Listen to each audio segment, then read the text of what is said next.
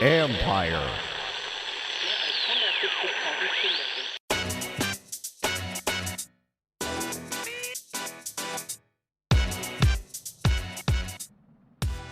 Earlier this week, we talked about mid-season lessons, and now we're handing out the mid-season grades. What's up, everybody? It's Mike Jones. Thanks for coming back for another episode of the Football Jones podcast. You can read me at usatoday.com. Follow me on Twitter and Instagram at @ByMikeJones. And if you missed the last episode with Peter King, go check it out. It's a really good one.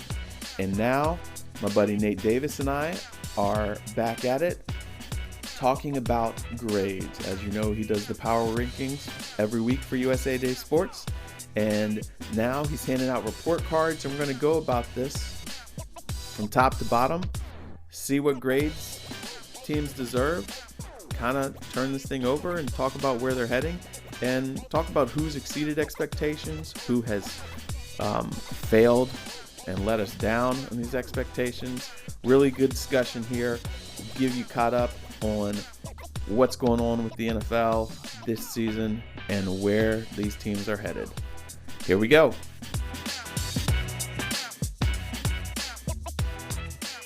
And he's back. Nate Davis. We started preseason, then we had the quarter mark of the season. Now we're at the midway point of the season. And so Nate's back, and we're examining how things are shaping out. I'm going to talk about his mid-season grades here at the midway point. Nate, how's everything going, man? Good, Mike, and I'm glad that I've raised the profile of your show to the point that you're having guys like Kyler Murray come on now and everything. So, keep bringing me back. I'm sure that Mahomes is next. Yeah, they that was the thing, is like when I was asking, they're like, well, who comes on your show? And I did a rundown, and as soon as I said Nate Davis, they said sold. So here we are. Well, I'm just honored that all this time I was passing up on having you on here, and little did I know that you were the missing ingredient for raising the cred of the Football Jones. And then they said Titans guard Nate Davis. We didn't realize he was such a insightful guy. Good for you. But hey, little do they know that whatever works. That's right. Yeah. So what were your overall, before we get into the grades, what are your overall thoughts on just the way that the first 9 weeks of this season have played out? Well, I feel like the question that you get a lot on radio shows or whatever, or just even your friends who are kind of asking about what it's like covering the season is about the COVID and how the league has handled it. And I kind of consistently say I feel like they've handled it kind of B+, A- kind of level. I mean, there's certainly been some hiccups, and the Titans had their outbreak, and the Raiders obviously didn't follow the rules like they should have. But I mean, overall, to have a league of 1,500, 1,700 guys with practice squad and everything else, and a lot of them super young guys with money for the first time. I mean, I'm impressed really overall with the discipline from the players and the support staff. And just that the league is staying on top of it, I think, pretty well, and constantly evolving the way that they regulate this. But I think overall, I'm really, especially when you contrast it with college football, I realize it's a little apples and oranges to talk about students on campuses and all that. But, without the benefit of a bubble, I'm really surprised that, at this point, the league doesn't have any outstanding games and on track for the full 256 right now. Yeah, I that's the biggest thing that I'm surprised is here we are week 10 and everything has been played. They found a way to fit it all in. And now I think was this 3 straight weeks now that the games haven't been altered. Maybe it's 2 going into 3. But, I know people say, hey, they should pay for a bubble and everything, but it's really hard. People don't realize the logistics of getting 3,000 players plus, coaches and support staff and medical teams and all that stuff into one bubble. Even if it's regional, it's still a challenge. And I think for the most part, the NFL is doing a good job. It'll be interesting to see once they get to the playoffs or late in the year, teams in contentions, will they require their players to have their own type of bubble? That's going to be interesting to see. And I think about that too. And like I was talking to our buddy Nancy Armour about this too. And like I realize, the benefits of a bubble, but I just think it's a different animal with football. Yeah. It's going to be fascinating in the playoffs if somebody's kicker, hurts his hamstring on Friday afternoon. And, I don't know many teams that carry a kicker on their practice squad. You can't, at that point, what do? You can't bring a guy in that's going to make the quarantine within 5 days so it's just little things like that. And what do you do if you're Earl Thomas? Do you go hide in a bowl somewhere? Somebody's going to sign. Right. There's just so many in a sport with the turnover and the guys getting hurt and whatever else. It'd be a really tough nut to crack, I think. Yeah, no, I agree with you. I mean, that's the big thing. I was talking to some agents is, the whole quarantine thing is there was one guy who Atlanta had called his defensive lineman. The guy had to go to the city, stay in a hotel room for 6 days, come try out. And then they said, okay, so he's waiting. And then 2 days later, they say, we're not going to sign him. So he flies back home to Cali. And then a week later, they call and say, hey, we actually really would like to sign him. So then he's got to fly back and stay in the hotel again for another 6 days before he can, So, yeah, if you have an emergency, your kicker pulls his hammy or whatever, your punter's going to have to do that. Unless you have, and maybe as you get to the playoffs, maybe somebody's signing a kicker to their practice squad or something like that. It'll be interesting to see. That's what you think of. Do you need to carry a kicker, a punter, and a long snapper? Because those are the ones they're going to get you, and those are the ones that if you don't have them in a playoff game, and teams are so close, that's going to totally make a difference in a game. For sure. You don't want some guy trying to kick a field goal, 48-yard field goal when the game's on the line. You need to know that, but your tight end's long snapping or trying to or whatever. I mean, yeah. I guess your center could figure that out, but just the timing of the operation, the practicing that they wouldn't have, be interesting. But anyway, that is, the biggest question I think of the second half of the season is, will the NFL still be able to maneuver around this? They kind of zigged when it zagged and made it happen, but will it? I don't know. But and then the thing this week that you reported on too, Mike, but just kind of at what point, if they have to go to a week 18 or how long do they go before they go ahead and break the glass on that 16 game playoff, which I kind of hope they don't do. But by the same token, if they keep adding week 18, week 19, you could have, if you're in that 14 team playoff, that number one seed might be off for 2 or 3 weeks and totally be, the whole rust issue at that point. Or right. There's just so much to consider. Yeah, you're definitely right. And they haven't said what the deadline for determining this stuff is, or what the win percentage mark is if they have to go to that 16 team field. It's going to be intriguing. And I don't think they really know. I think that they're like, okay, this is plan A. They're making it up as they go. Exactly. But I also think, I don't mind that. I mean, I think the whole situation is so you have to be adaptable. And the minute you start putting in rigid guidelines that maybe you don't want to adhere to, given that something happened you didn't expect. I mean, there's just no reason to make this more difficult than it has to be. So again, that gets back to me saying B+ that they're planning for the contingencies that they hope don't happen. But I mean, better to have some options on the table than you get caught by surprise. Yep, exactly right. So as you gave the league a B+, we're going to talk about the teams here. And getting an A+ for you, you have the Steelers, you have the Cardinals getting an A, you have the Chiefs an A, and the Dolphins an A. A-, Rams, Saints, Buccaneers, and the Titans. You skipped the Panthers with an A, Mike. I missed the Panthers here as I'm scrolling up. There they are, the Panthers with an A. That was my wild card A, yeah. So tell me here. I know that the Steelers are undefeated. They're the only perfect team, and A+ for them. Why do you not feel like that's a little bit generous? When I look at them, and I feel like they're a good team. I am really impressed with their resiliency. I'm impressed with their leadership. I'm impressed with their ability to weather storms. But an A+ seems kind of strong for a team that's definitely wobbled here and there. But I guess, are you just focusing on the end result? It's a fair comment on your part, and I generally don't like to give A+. I mean, there's a difference I realize between being 8-0 and maybe beating 8-0 and winning, 40-14 every week, which, as you pointed out, they certainly haven't done. They're coming off a bit of a shaky effort against the bad Dallas team. And they've had other games this year that have been close. But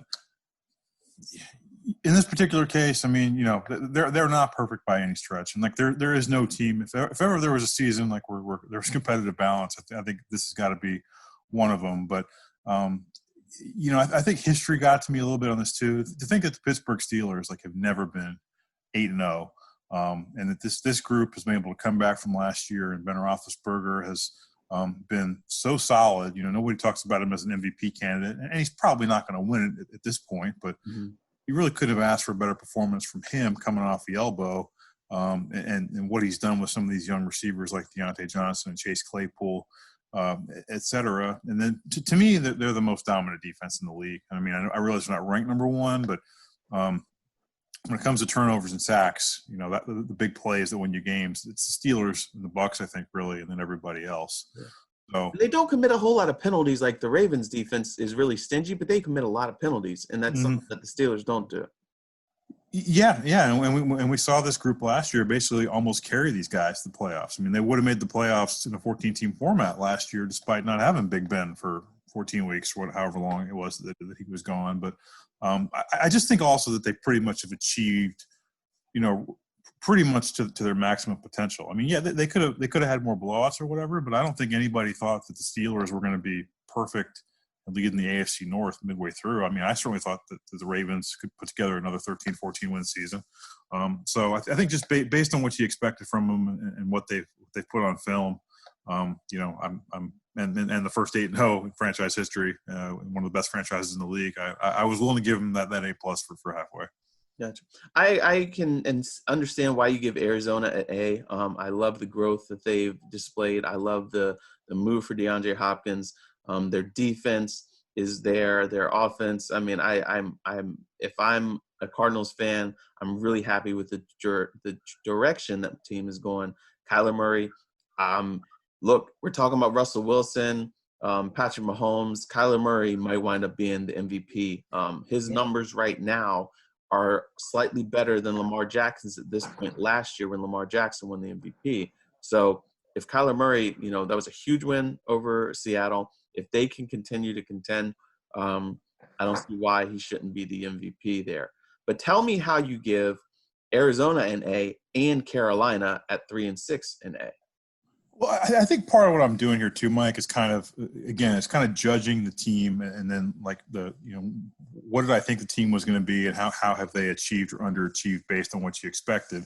And, you know, the Cardinals, you know, I wouldn't say that the Miami loss was a bad one, but, you know, they've had some other games where you would have liked to. I mean, the loss to Detroit is looking worse and worse for them. But like you said, you know, they beat Seattle. You know, they could be in a 3-way tie for first place at the end of this week if the Rams beat the Seahawks. And like, you know, Kyler Murray, you mentioned it, strong showing obviously last year as a rookie of the year, but he's on track to be the first guy in the history of this with 4,000 yards passing and 1,000 yards rushing. So his ascent has been great. You know, DeAndre Hopkins, that trade has been as good as we thought it would be. He's having an outstanding season. They lost Chandler Jones. The defense is still, you know, good enough, I think, and Budda Baker's a guy people don't talk about enough. And again, kind of based on where they are, I mean, this team won 5 games last year. They've already won 5 games this year and are a threat to win the West. So I think based on all that, you know, I think that they deserve an A based on where they are and to think where they were 2 years ago and the whole, you know, whether you agree with the firing of Steve Wilkes or not, you have to be pretty impressed with what Cliff King's done and the fact that they were made, in my judgment, a brave decision to move on from Josh Rosen after trading up to get him. I think it's all been worth it. Yeah. So talk to me about Carolina then. So Carolina, you know, and again, part of this is my, I don't want to say bias, but I mean, I looked at this team in July, and Mike, it's the only team in the league with a new head coach, 2 new coordinators, and a new quarterback. Nobody else had you know new personnel in those 4 key spots. They've gone 3-6 and haven't had their best player for most of the season. Nearly beat the Chiefs last week. And have really been interesting on offense. You know, Robbie Anderson and DJ Moore have turned into one of the best receiver tandems in the league. Nobody talks about it. Their whole draft went to the defensive side. The defense has been okay.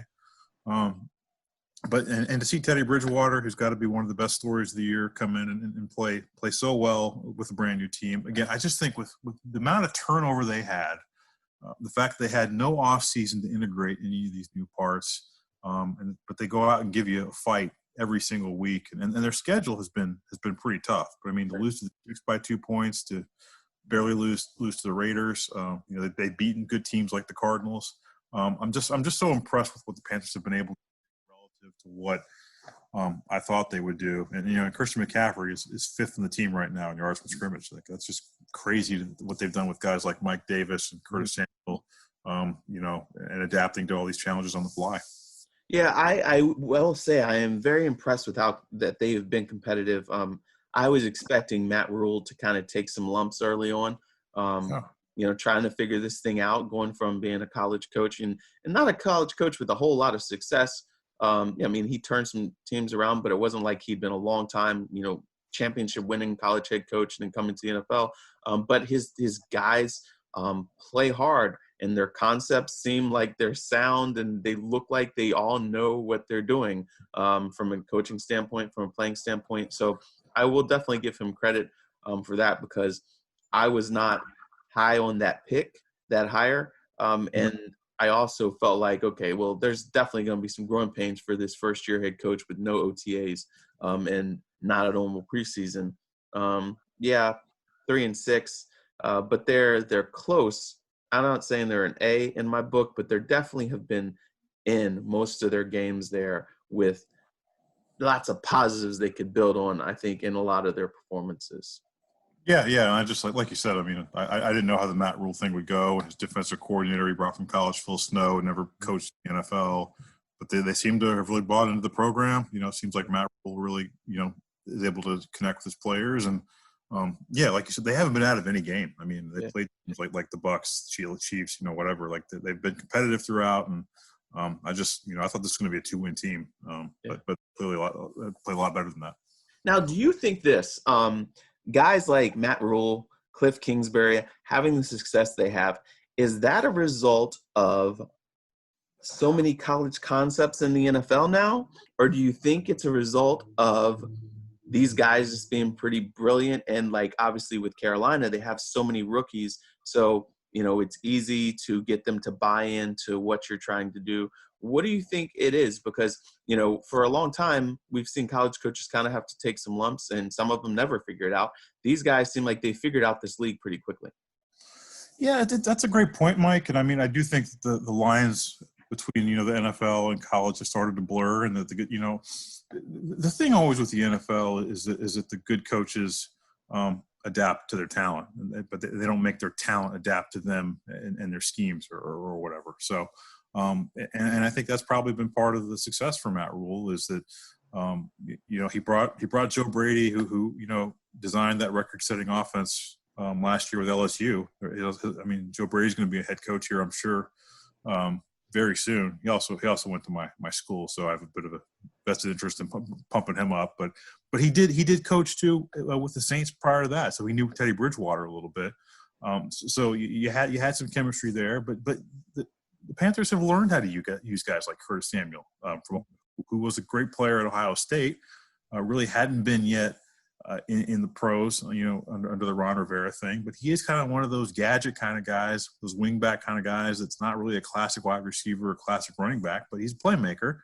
Figure out how to get the ball in his hands and don't make him run X amount of steps before his break and just make him think too much. So, and again, I just think that, again, the best coaches figure out who their players are and put them in position to succeed. I mean, that's what we say about Bill Belichick every year. Right. And the guys that try to put square pegs in round holes are generally the guys that get fired. Yeah, exactly. And one coach who I am most impressed with is Brian Flores. You gave the Dolphins an A. I agree with that. This team, I mean, they are really, really trending in the right direction. Since midway last year, they've won 10 games. Here they are. They've got a really opportunistic defense. I think it's 14 straight games they've had a turnover. Maybe 3 straight games they've had a defense touchdown. And then the gutsy move to go to Tua when Ryan Tannehill, Ryan Fitzpatrick was playing well respected guy. They're in contention. I thought that was incredible foresight because we've known Fitz magic always, the bottom falls out very quickly. But to go to him when he did, to Tua, and then Tua definitely last week in that shootout with Kyler Murray, really, I thought played better than I expected for him this early, not having any turnovers, 200 and something passing yards, 2 touchdowns, also running the ball. It looks like these guys believe in Brian Flores. He might be the exception of the Bill Belichick disciples who can't win anywhere else.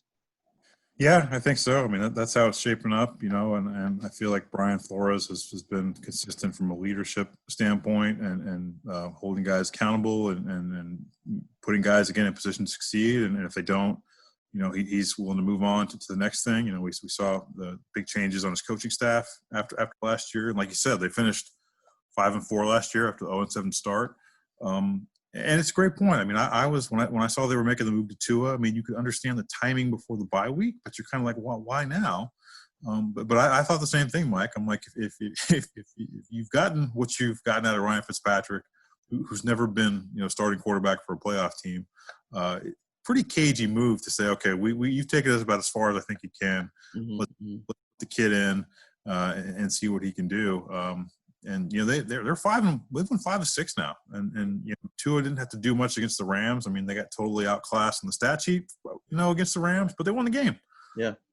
So, and just other moves last year. I mean, I know the people kind of scratched their head when they traded Minka Fitzpatrick to the Steelers, but that turned out to be a great move for both teams. Minka was talking the other day saying he thought the Dolphins were going to be a great team. He just wasn't a good fit there, and the Dolphins had the foresight to realize, hey, why use this guy who doesn't think he can succeed here? Let's get something back for him and continue to build our team. And it just seems like every button Brian Flores has pushed has worked.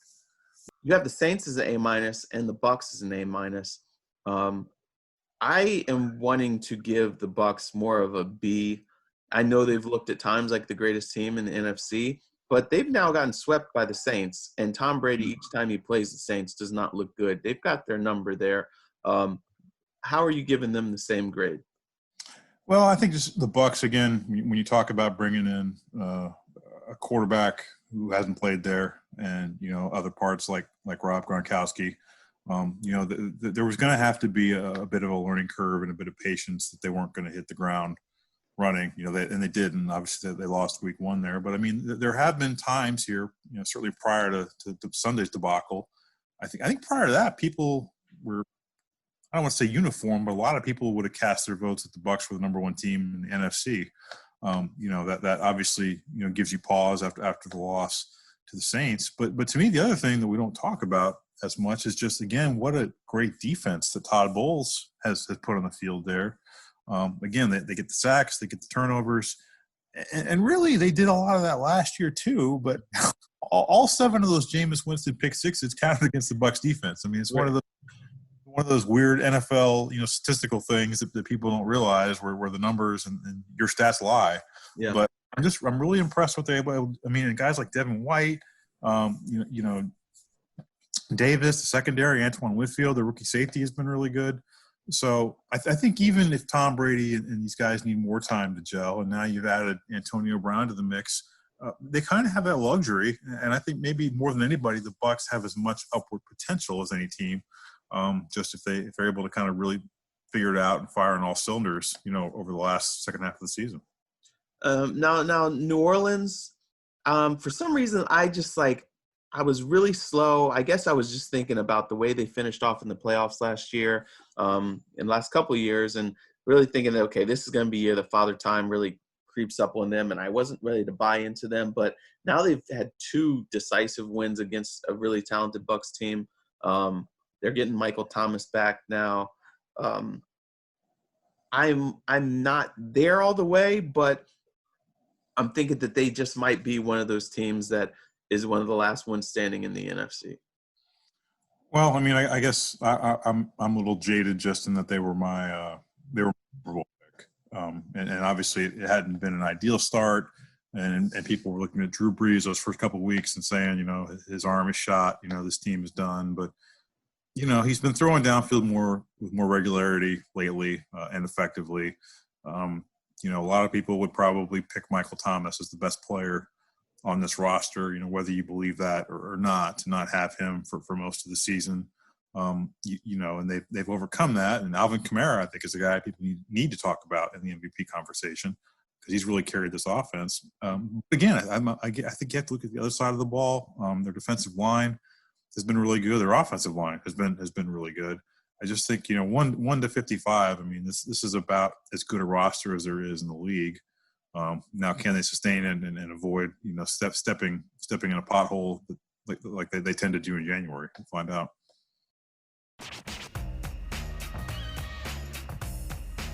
Then we go into the B's. You got the Bills. Yep, the B+, the Packers B+, the Raiders B+, Seahawks B+. Then we go to B. Baltimore's a B, Cleveland's a B, Indianapolis is a B, Chicago B-, Bengals B-. You know who I really I'm not done with, but I'm kind of down on them. And I guess a B is fair. I'm kind of done with the Ravens until they show me something, man. I've seen them now get smacked up by the Chiefs, and I've seen them really, just kind of not play very smart, very disciplined against the Steelers, and then they blow that game at the end there. I am really kind of like, you know what?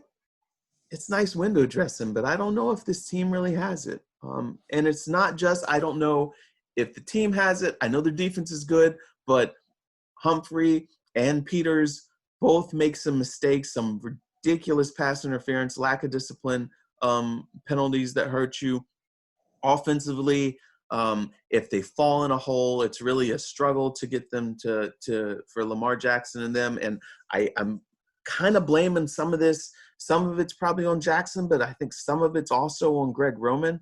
You just don't see his offenses continue to take steps forward, whether it's San Francisco, whether it's Buffalo, and now here we are in Baltimore. I don't see an evolution. Teams seem like they're figuring it out. Pittsburgh showed the perfect blueprint. You send a runner at Lamar Jackson, and you smack him, whether he's handing off, whether he's throwing, just to remind him that he's there. He gets skittish, starts rushing throws, those interceptions. I don't believe in this team anymore. Maybe there's half a season left, but until they show that they can compete with the elite teams, I'm off that wagon. Well, I think that's fair. And you were at the Kansas City game, like you said, and the Pittsburgh game, which are they're 6-2. You were at both the games that they lost. But I think everything you see them beat. They struggled to beat the battered Philadelphia Eagles, to a bad team. Yeah. They really struggled to. And I'm just like, all these penalties you're giving Philly life. They almost blew that game there too. Yeah. What grade would you give them? I'm kind of at a C right now. Yeah. I mean, I know they have all the potential in the world, but if I'm ignoring their record and I'm just looking at the way that they've played, I'm just like, I can't give you guys a good grade here. You know how when you back in the old days in our school, you used to have to show how you got the problems, right? You had to show all the steps. Maybe you guys have got the right answers, but you're doing this all wrong. And my math teacher used to give us bad grades if we didn't have all the steps right. And so I'm looking at Baltimore and I'm just like, I can't really give you full credit for this thing here. Well, and talking to you now, I'm kind of wishing I'd given them a B-, but I was trying to convey that message. We talked about teams like the Panthers and Dolphins that I gave very high grades because I feel like that they're ahead of schedule and they're the kids in your class that are working hard and achieving above their potential. Whereas the Ravens are a kid that ought to have an A, but they're not doing the work properly. Or like you said, they ought to be better.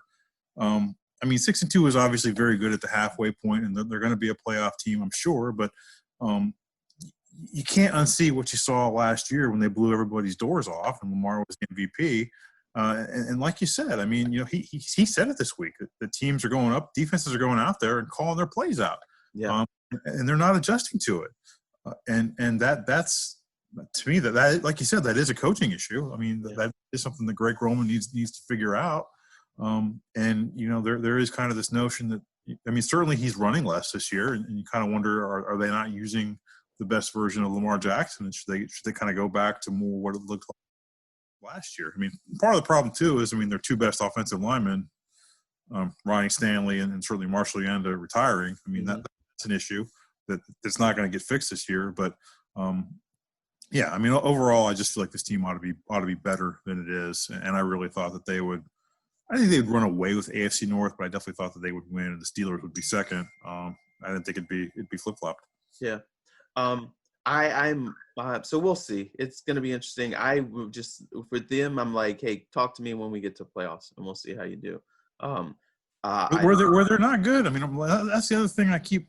Lamar Jackson doesn't win big games. He hasn't beaten Patrick. He's 0 for 3 with Patrick Mahomes. He's 0 2 in the playoffs. Now he's 0 1 against Big Ben. And you hate to put a label like that on a guy who's so young, but they win the games they're supposed to. But when you get these quote unquote big games, and that Kansas City Chiefs game week 3 that you were at, Mike, was supposed to be like the game of the year, and it just was not. Yeah, I mean, he got a couple big wins last year. I mean, he was, Bill Belichick didn't have anything for him. That was big. They ripped off that long win streak there. So I think he can win big games. I just think that he needs help. And I don't think that he's being educated properly and also schemed up properly. I think that he, on his own, he's where he can get himself, which is great. I mean, you're going to win a lot of games, but I just feel like he needs some more help, whether it's a game changer wide receiver, but I think more importantly, a game changer offensive whiz to continue, and quarterbacks coach to continue tutoring and developing him. Because again, if I'm sitting there, you said they're calling out plays, and you're sitting there, you can watch their game and know the tendency of where it's going to be coming. That's not going to take you to the next level. So it'll be interesting to see if Greg Roman is still their offensive coordinator next year, or if they feel like, okay, we've got to try to find a way to take him, further. One team that did go further. I just got to say, Mike, you made a really good point about Greg Roman, and we've kind of seen this before. I mean, he got the 49ers to this really lofty place when they were calling Kaepernick and got all the way to the Super Bowl, but it plateaued there. It never got any better, and they never got back to where they were in 2012. So that's really interesting that you have to wonder, are the Ravens going down the same path, or we've kind of seen the best version of this particular team under his direction. Yeah, we'll see. I do like the direction that the Buffalo Bills are headed in. I was very skeptical. If getting Stephon Diggs, I was like, well, it's great. You got this fast car. You don't have anybody who can drive it. But Josh Allen has really proven that he can. I mean, he hadn't thrown for a 300-yard game in his first 2 years, and now he's got like 3 300-yard games and 2 400-yard games. They look like they're going to win that division there. Their defense is making plays. They can run the ball. Obviously losing to Tennessee, losing to Kansas City, that's hurts, but they've won against quality NFC teams like the Seahawks and the Rams. I think they're a good team. I don't know if they're ready for prime time yet, but they're definitely trending in the right direction in year 3 with Josh Allen. Yeah, I still think myself that they're ready for 1 o'clock. I'm not sure if they're like you said, if they're ready for 8:30. And I've been having some beefs with Bills Mafia on social media. I haven't heard from them in a while, ever since that Titans blowout and the Chiefs lost. But so yeah, I think the Bills are ready for maybe 1 o'clock. Mike, I'm not sure about 8:30 yet, which is where they've lost some of those big games against the Chiefs and the Bills, but. To me, if we're talking about the classroom again, this is like one of those teams where I think the student isn't quite achieving up to his potential. You mentioned Josh Allen. I mean, he's right in the thick of that MVP conversation and has played much better in year 3 than I thought he would. But to me, the defense, which was ranked 3rd last year, has really struggled. They really struggled to close out teams, even bad teams. Everybody has scored at least 20 points on them except the Jets. And the Jets gave them all kind of fits a couple weeks ago. And then the running game, you said it's good, it's fine, but it's not fine if Josh Allen you take away what he's doing. Mhm. And maybe that's splitting fine hairs, but like they're running backs, Zach Moss and Devin Singletary, and Moss has been better since he got back, but they have not been able to establish a running game, and they don't have any kind of 4-minute offense, and that's kind of what you saw against Seattle, where they let them back in the game because they couldn't put it away. So that's what I'm kind of worried that they're gonna get back to the playoffs and be one and done again, just because they're not really geared to close out good teams. But I think they will in the East, and like you said, they were probably fortunate that they caught the Dolphins in week 2 when they weren't really humming yet. And even if Miami beats them, it's still a split, and probably the Bills have a leg up on those guys. Yeah, I'm really curious. I think that's the last game of the season, January 3rd, that they play each other again, the Bills and the Dolphins. I'm really curious what that matchup is going to look like, because you'll have more time under Tua's belt. Obviously, the Bills will have more time to work on their defense. That's going to be intriguing for me. As we're heading into, you've got some of these teams are just, Cleveland, you've got as a B. Indianapolis Colts as a B. I don't know if I give Cleveland. I mean, I in some ways I do want to give Cleveland a B because I think this Stefanski has done a good job there. This guy didn't have any OTAs. He didn't have, a preseason, and he's got his offense installed here. Everything I hear from people there is that he's a really good leader, really good tone setter. But then I feel like Baker Mayfield is just kind of underachieved. We haven't seen him really take that step forward. So because of him, I almost want to give them like a B- or a C+, but maybe that's being too hard on them there. When the fact is they do have a winning record. And they're not going to win that division, but they're nipping on the heels. If there happens to be COVID, then they could maybe make the playoffs in the eight-team field. But I don't know. I'm not sure about this team. Well, like you said, I think I just gave them again Stefanski doing what he's done without an offseason as a rookie head coach. He's never been a head coach. He's never really been in an organization outside the Vikings. And they're more or less the same players that Freddie Kitchens had last year. Yeah. So I mean, to me, I mean, I give them a lot of credit for turning it around, and they did get knocked out of the wild card seeding, while they were on bye last week, but they're right there, 5-3, and I feel like that they're finally living up to their potential for the most part. I'm glad to see Baker in more of a game manager role right now than asking to throw for 400 yards. It hasn't been perfect, but I think when it's the Browns and they're 5-3 and contending, I feel pretty good about a B. I mean, to me, the biggest knock on them is that when they lose, not even competitive. I think they've averaged like 6.7 points in their 3 losses, and they just get pretty much blown out in those games. Not the Raiders game, but still a little surprised they lost to the Raiders in bad weather at home. But but like Baker shouldn't be a game manager right now. It's fair. This is what, year 3? Number 1 pick. Yeah. Number 1 overall pick. Like, you can't be a game manager. I mean, I need more from you. All these commercials and, just his demeanor and everything like that. Like, I want you to be slinging it. Like Brett Favre Jr., you know what I mean? I'll even take some guys to sling it too. What do you say? You really have the guys to sling it too? Like, I don't. Yeah, I mean, elevate those guys. You got Jarvis Landry. You got some guys. You got tight ends to work with. You got receivers to work with. Even when you did have Odell Beckham Jr., you had a really good wide receiver tandem right there. And, I mean, game manager? I mean, and you also have a Hunt and Chubb. I mean, those guys catch the ball well at the backfield. I mean, he's got plenty of people to work with. I just am like, come on, Baker. Like, I need more from you.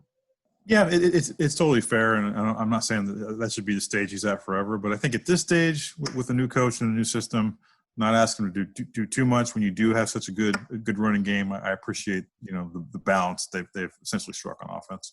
And he has had 3 different head coaches now in 3 years. I guess Freddie didn't. I don't know how dramatically he changed that system from what they were running. I know the play calling changed when they came down that stretch once they fired Hugh, but I don't know. Come on, like, give me some a little more. And maybe this is just the first half of the season. Maybe the second half, Baker puts this team on his shoulders, you know, because I think that, like, it's good for the NFL if Baker is, you know, doing well and talking trash and whatever. It's fun. But he's kind of letting me down right now. And one other thing too, like since we're on it, like let's not forget Myles Garrett. And I haven't looked at your midseason picks yet, but I think he's probably your defensive player of the year at this point. Yep. So like that's one other guy who deserves credit from coming back from adversity. Right. Having a huge year, like another number one pick, but a guy that's certainly living up to that billing. So yeah, you're right. Indianapolis, they got a great defense, but they're kind of held back by their offense a little bit. I mean, Phillip Rivers, it's time. I mean, I think that he's almost at the point where he needs to be a game manager, and I think he can still win games for them. They can be competitive because that great defense, but I mean, he's not really giving you anything Jacoby Brissett didn't give you. He's giving you a little more than that, but you know, he had two good games, his two best games prior to the loss, Ravens, where he ends up on his back and flailing like a turtle at the return for a touchdown there. But yeah, he hasn't really elevated it significantly, like you said. And they're a team I wouldn't have minded to see them maybe go out and get one more weapon for him. I mean, they lost Marlon Mack early in the season, and then I know T.Y. Hilton's been dealing with injuries, but he hasn't been T.Y. Hilton, I feel like, for a couple of years now. No. So, but to me, again, the story of this team is the defense that really is now among the league's elite. I think they're ranked number one at the moment, at least in terms of yards allowed, and that's a four-year deal I thought was a great move for them. And I broke down the numbers too. Darius Leonard missed 2 games recently, but it's amazing, like the impact that he has. They give up 135 fewer yards a game when he's on the field. Wow. So I mean, you're talking about one of the best linebackers in the league, and but that's how they're gonna have to win. I mean, if this is the best they're gonna get from Phillip Rivers, and again, he's only been there 8 weeks too. So I mean, he's in the same boat to some degree that Tom Brady is, but this is a team that I think is gonna have to beat you 17-13. Yeah. Some of these teams, I mean, it starts getting ugly. I mean, the Bears, you got them as a B+. B-. I mean, sorry, B-. I fight with their fans too. I mean, I don't think they're any good. I really don't think they're any good.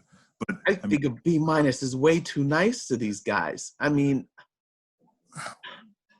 well, here's the thing: is I don't think they're any good, but they're in the playoff mix, and you can say, and I have said that's because they've gotten lucky. I mean, yeah. They get the game where Saquon Barkley gets hurt. They get the game in the opener where DeAndre Swift can't catch a ball in the end zone. They were the benefit of one of the Falcon meltdowns. They did beat the Bucs. I give them credit for that one, but because Tom Brady forgot what down it was. He did. I mean, they have had many strokes of good fortune this year that their fans don't really want to admit to, but they've got no weapons on offense. The defense is good. Yeah. It's as good as it was 2 years ago with Vic Fangio. I mean, it's still good, but I mean, they're not like Pittsburgh level or Bucs level. I mean, they're not going to suffocate you. They'll probably hold you to 17 or 20 points, but the way this offense is going, they got to hold you to 10 points to win. So, I mean, if they get a wild card, good for them. They've exceeded expectations, I think, but they're not legitimate in any time of contending conversation. Yeah. So B-. Bears, Bengals, we go to the C's. You got the Giants with the C+, the Broncos with the C, the Patriots with the C, the Lions C-, Vikings C-, Eagles C-, Falcons D+, Jaguars D, Chargers D. Wow, I kind of feel the Chargers deserve a little bit better. I guess because they're getting out of Justin Herbert. D-, Cowboys, Texans, Washington, and the F for your beloved New York Jets. Of all these teams, maybe the Jets, maybe that's the answer. Who of these teams has disappointed you the most? Like you were expecting something out of them and we're not seeing what you thought you were going to see from these teams? Well, and they are kind of rising up again. But the team I was expecting more from was Atlanta. Mm-hmm. And maybe we're seeing it now with maybe they needed the new voice with Raheem Morris, who, Mike, you know well. But they started the year with 10 first-round guys on their offense, healthy on defense. Mm-hmm. And it just kind of comes down to, like, you got to know how to win a game. You got to know situational football and when not to win two or when not to fall on an onside kick. And to me, this is just a classic case of a team that is not living up to the talent that's on the roster. And maybe they finally are, but I mean, to me, the Falcons ought to be certainly in the playoff mix, but probably in the NFC South mix. But we've seen what happened. Yeah, I agree with you. I mean, they definitely should have. And it's interesting to me that they really almost could have been undefeated here with Raheem Morris. If Todd Gurley doesn't score there, now their defense had to get a freaking stop, so that doesn't happen there. But they're playing better. From what I've gathered, their practices are harder. They're shorter now, but they're harder because they're supposed to be more physically demanding, more mentally demanding, more game-like. And Raheem's message is nothing matters, just football, just win. And they're buying into that. So I think in my midseason thing that's coming out today is that I think they're going to be a spoiler for a lot of teams. Their schedule does get really hard from here on out. It does, but I think that they're going to make stuff difficult for, they have a number of divisional games. I think that they could make life hard for some people if they play up to their potential, because they have the potential. And you mentioned Raheem too. I heard another thing he's done is basically he's put in a correction period at the end of every practice to fix the things that you screwed up, which was clearly an issue there. And good for him. I thought he probably deserved more credit for what he did in Tampa, going 10-6 when your quarterback is Josh Freeman. And he's one of these guys that say what you want, and you've written about it, Mike, about minority head coaches. But I mean, given the number of retreads we've seen in this league, certainly Raheem Morris deserves a chance to do this again. And I don't think he needs to go 11-0 like Arthur Blank said. I mean, he's showing you, that here's a guy that's had a chance to kind of see what's what after being a head coach, and has worked on both sides of the ball as an assistant now, and good for him. I mean, and if it makes the Falcons a tough out, and maybe a team that cracks the wild card if there's that 16-game playoff or whatever. I mean, let's hope that they can achieve up to their potential from here on out. Yeah, I think he's grown up quite a bit from when he was the head coach in Tampa. I think that this has probably been an adequate number of time for him to, kind of go through this stuff and jump into the other side of the ball to learn the offensive side and try to make himself more attractive, and then back to defense. And now he's a better head coach. He's more well-rounded. He's gotten married. He's got kids. I mean, I think he's more grounded, not just trying to, not so buddy with his players. 10 years older than what he was. I hope he gets a shot. So we'll see how that plays out. Another team that I feel like you've got them as a C+, the Minnesota Vikings. Their start, very disappointing. But I did, in our preseason predictions, I did say that I thought that they were going to miss Stephon Diggs more than what they realized, and they were going to miss the playoffs. But it looks like they've gotten things figured out now that they have reduced Kirk Cousins to a game manager role, and they're feeding Dalvin Cook. I think that they could be a team that could wind up knocking Chicago out of that playoff picture. I'm not saying that they're going to make the playoffs, but I think that, they could win some games, and just they could maybe play that spoiler role as well, and turn their season around. So maybe if they're a C- right now, I think they're trending in a better situation, where maybe they could finish 9-7 or something like that. Yeah, no, I agree. And again, they're kind of at a C- because I think they're a better team than what they've shown. A Final 8 team last year, that Ngakoue trade, he was fine. It just didn't work out for them because, I mean, to me, I didn't care about Stephon Diggs moving on. And Justin Jefferson has been very good. Their rookie receiver, I think, has more than replaced Stephon Diggs. But you mentioned it. I mean, when you give the ball to Dalvin Cook, Kirk Cousins only has to throw the ball 20 times. That's kind of where you want him to be. Right. To me, the big issue here is just they made too many changes on defense during a pandemic, and these young kids in the secondary weren't ready to play. Right. And then when Danielle Hunter is hurt, like if it's great if you've got young kids in the secondary, but you need the pass rush to cover that up, and they couldn't do it early in the year.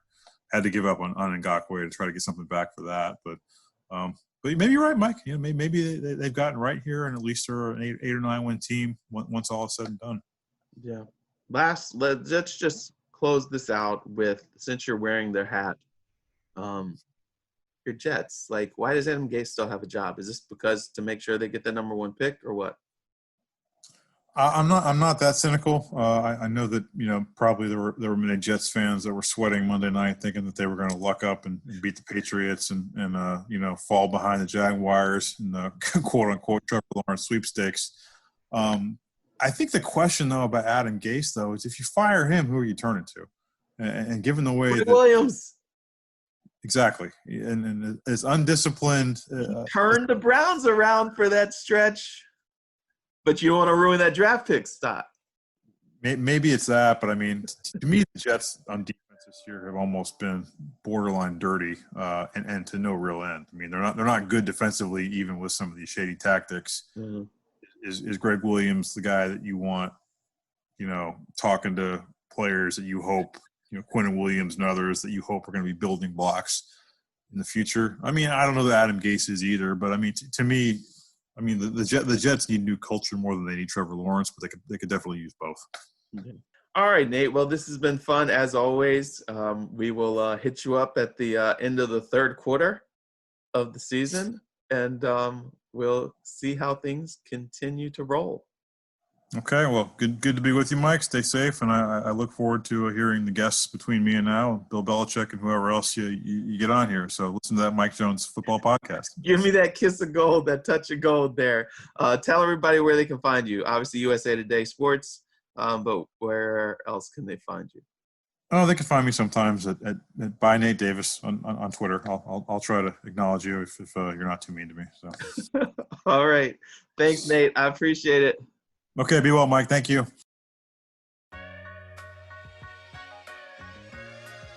All right, hope you guys have a great weekend. Should be another fine slate of action. Always compelling. And I hope you guys are safe and healthy and well. Once again, you can read me usatoday.com. Follow me on Twitter and Instagram at @ByMikeJones. Thanks for listening. Take this link, share it with your friends. Please, seriously. Do it. Take the link, share with your friends, and I'll talk to you guys again next week.